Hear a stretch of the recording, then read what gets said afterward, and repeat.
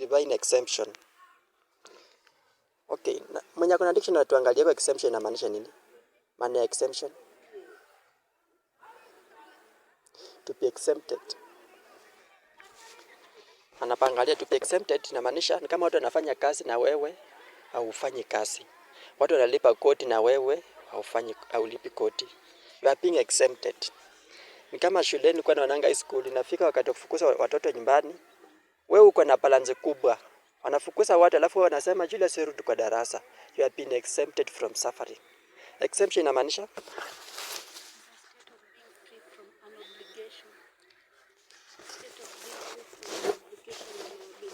or liability imposed on others. Yeah. Ni kama watu wanalipa school fees hapa hivi alafu wewe school fees haulipi, kuna mtu anakuja na kulipia. Umekuwa exempted. Umekuwa exempted from liability or from suffering.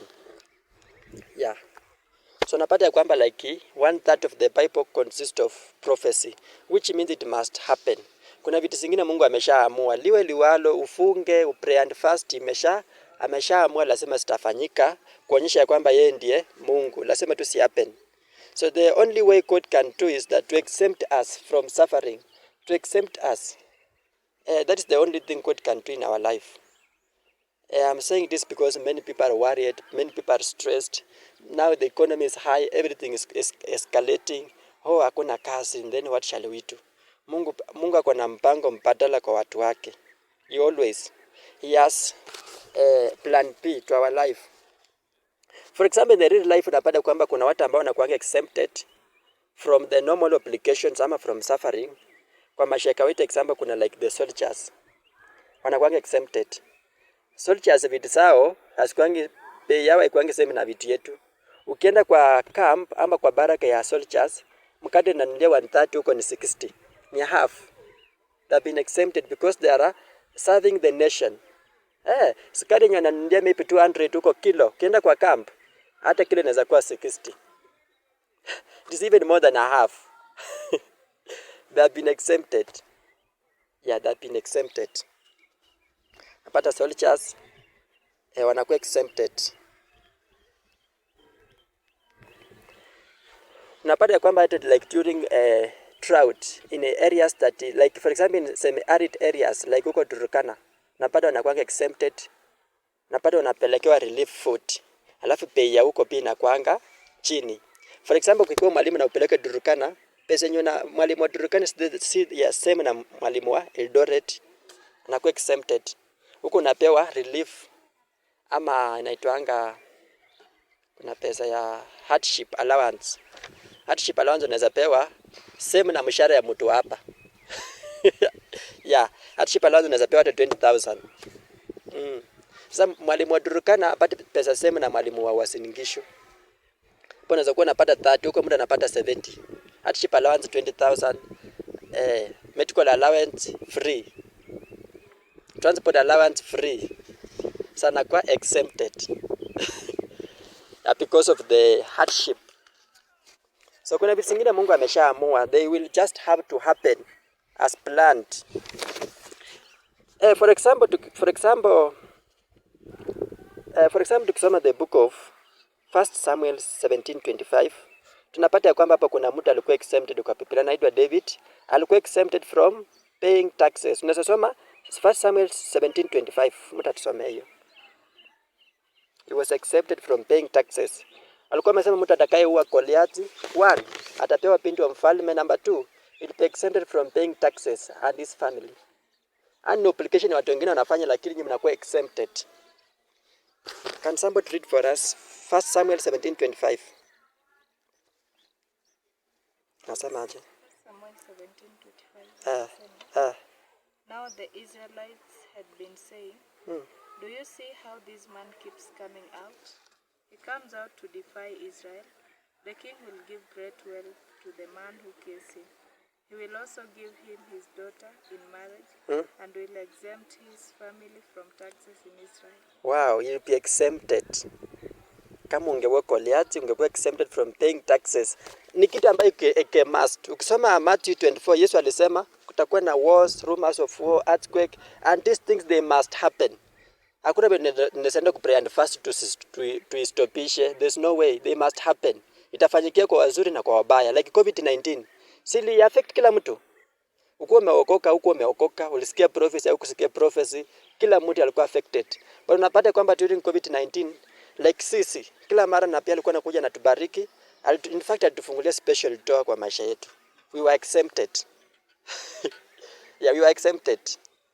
Bado watu wa minister hawakukufa sana. We were exempted. So that is one case number 1 napata ya kwamba ni kwa case ya David anakuwa exempted from paying taxes, alafu pia anapewa pindi wa mfalme. Number 2, Genesis 41:28 kama unapata tusome. Genesis 41:28-32. It is called divine exemption. God is able to exempt you from suffering. 28. It is just as I said to Pharaoh. God has shown Pharaoh what he is about to do.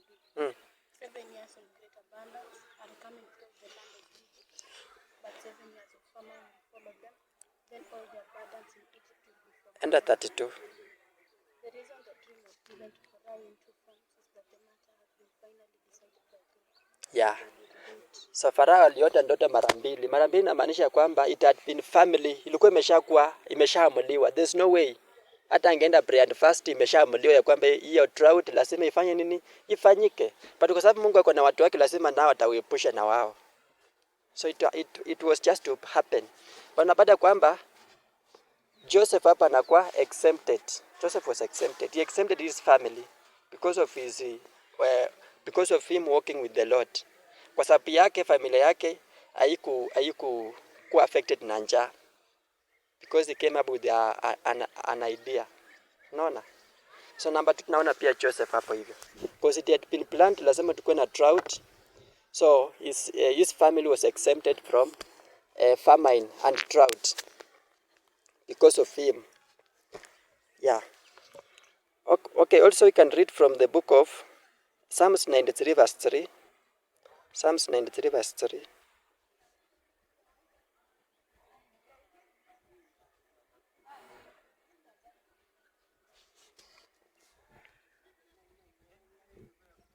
Kusoma unatusomea.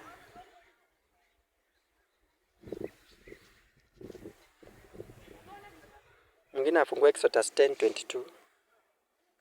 Tunaongelea about the divine exemption. Exodus 10:22. Mwingine afungue Exodus 11:57.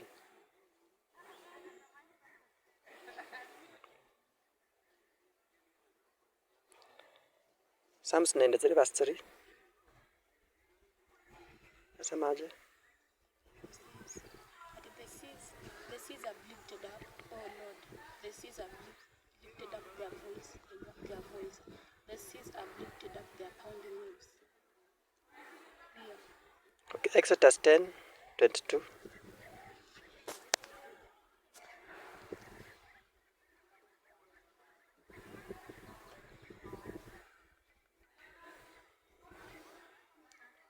Exodus 10:22. Mwingine Exodus 11:57. Exodus 10:22. Moses raised his hand towards the sky, and there was total darkness throughout Egypt for 3 days. Achia hapo hivyo. Napata kwamba also Israelite wanakuwa exempted. Kulikuwa na those 10 plagues. In all of Egypt kulikuwa na nini na kisa. But because of the Israelite were chosen nation by God, they were exempted. Ukiendelea hapo chini tuenzo unapata ya kwamba penye Israel walikuwa nakaa Goshen. Life was just as usual. Huko hatukuwa na kisa, kulikuwa na mwangaza. For 3 days they were exempted.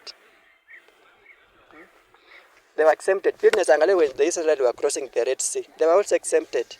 Au Mungu anawa exempt wanapita through the Red Sea. But matui sawa napanza kuwafuata nyuma kuingia ndani maji na kuji na wafunika.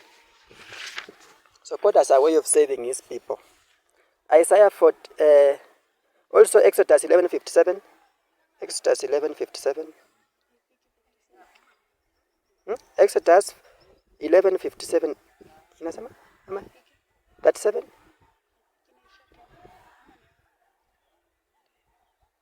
Okay, in Exodus it's talking about the firstborns.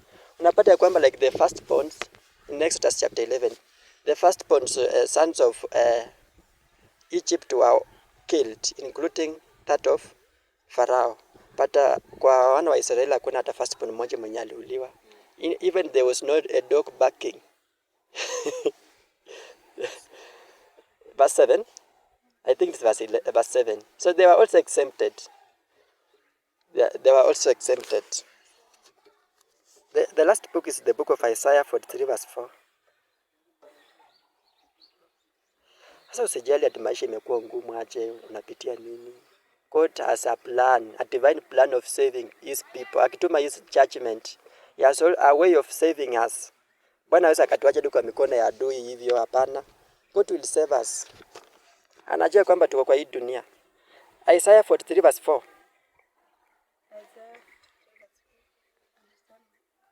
Since you are precious and honored in my sight, and because I love you, I will give people in exchange for you, nations in exchange for your life. Imagine. Bwana ametuma kadhabu, lakini kwa sababu yako, wewe ndio ungekufa, Bwana anaamua waache nani akufe kwa sababu yako, in exchange for you. God is exempting you. Unapita kwa barabara yenye ukipita hapo hivyo mbwa wanararuanga watu. Lakini for your sake, hiyo siku Bwana anasababisha mbwa wasifanye nini? Wasikubweke. Ama hii barabara wananajisingi wasichana, lakini for your sake. For your sake Bwana anawapika na blindness.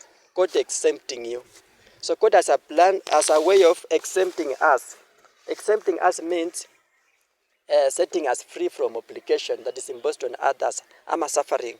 So tumeona example ya mtu mmoja ambaye alikuwa exempted. Tumeona David, his family was exempted from paying taxes. Tumeona Joseph, he exempted his family from drought and famine. Tumeona pia Lot was exempted from the punishment that was to take place in Sodom and Gomorrah through the prayers of Abraham interceded for him. He was exempted.